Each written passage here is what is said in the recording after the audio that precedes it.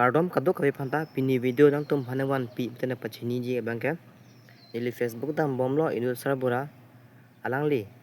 kachiru pas lam kanang je amma se nilis me alam thek kitcheng pengen ju arju pami kala alam thek aho asi dang tum sme lang ikha alangli ning duk chipak lang pen kadok kawe sme ning duk ji alangli lam kanang je ahok lo ke thek share la pen kachini atum ke kitia ta election tours me hai sayon e jong si ke thek share abang nong si election hai det prote karbiang lo akisung mate karbiang long same state long lok ji pu asam government chini pamika lasi pidi kang lem pen seme ke thek share abang pu selection thoro prote la phane parem bekji lasi nan tum lai tha ake hai jai ka thar inu thek share is tayar alangli election a hepena jong si hai lo prote karbiang long kisung ki joglo sme non anta alangli kirem lo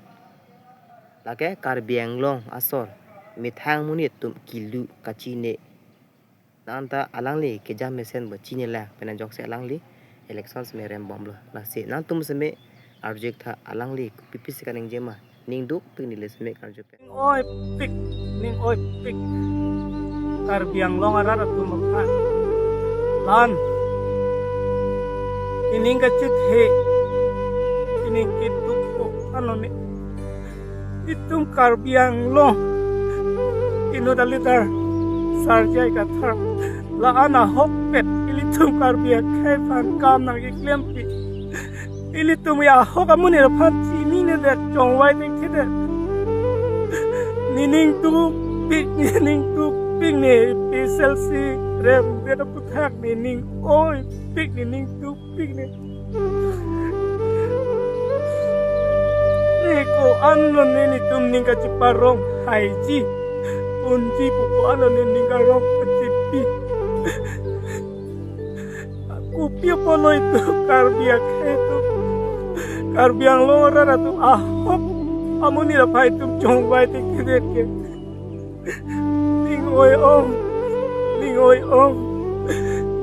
ong ni ke tuwi to dapat ni ancu chip bilang atumi address lo ni lang itu address lo ni ong ni